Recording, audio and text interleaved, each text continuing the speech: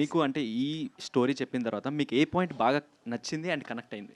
అంటే మనం అందరూ యూనిక్గా ఉంటామండి. ఓకే. నేను ఒకలాగా ప్రేమిస్తే ఇంకొకలాగా ప్రేమిస్తారు, ఇంకొకలాగా ప్రేమిస్తారు. కానీ చివరికి అందరూ ఆ ఫీల్‌లోనే ఉంటారు ఆఫ్ లవ్. ఓకే. సో, నాకు మొదటిసారి నచ్చింది point number 1 to relive our moment of first love.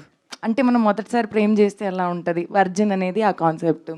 రెండోది నాకు నాలాగానే ఉండడానికి ఇలా అవకాశం ఇచ్చారు. పాయింట్ నంబర్ 3 నాకు ఏమంటారు దాన్ని? ఆహ్, ఎంతమందితో ఒక్క బ్యానర్‌లో ఒక్కసారిగా పనిచేయడానికి ఒక అవకాశం. That's the beauty of this cinema. And everybody is of unique feel. ఆళ్ళు శ్రీహాన్ గారికుంటే ఏదైతే క్యారెక్టర్ ఉంటదో దాంట్లో ఎక్కువ ప్రేమ ఉంటది.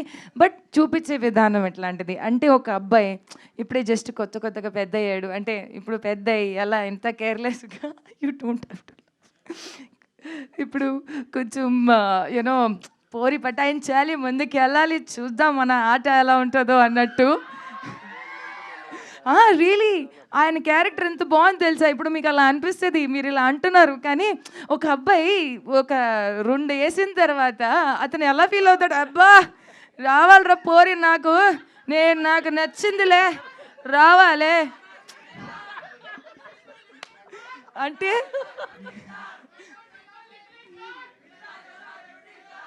So sorry.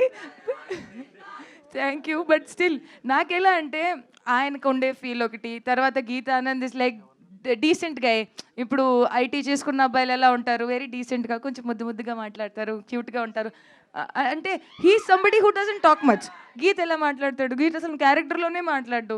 సో వెరీ తక్కువ మాట్లాడిన అబ్బాయిలకి ఫీలింగ్స్ ఎక్కువ. అర్థం చేసుకోవడానికి ఒక అమ్మాయి ఉంటే చాలు ఫీల్ ఉండేవాళ్ళు ఉంటారు కదా, అలాంటి ఒక feel. And then Rani is like full నాకు 1 టైం అంతే అన్నట్టు ఎక్స్‌ప్రెషన్ ఉండే అబ్బాయి. కానీ చివరికి అందరూ తేడా అయిపోతారు. ఉండే ఉద్దేశ్యం వేరు, తర్వాత వచ్చిన ఉద్దేశ్యం వేరు. ప్రేమలో పడిన తర్వాత ఫీలింగ్స్ వేరుంటాయి.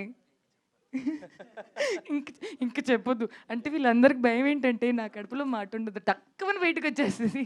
సో వీళ్ళ ముగ్గురులోకి ఎవరు యాక్టివ్ అంటారు బాగా? Everybody 3 of them super active. అసలు వాళ్ళ యాక్టివిటీసే మీరు చూసుకుంటే ఇక్కడ దాకా వచ్చారు కాబట్టి ఆ షాట్ మీకు అమ్మో! అయ్యా! అలా అయింది ఇదేంది అన్నట్టు చెప్తున్నా.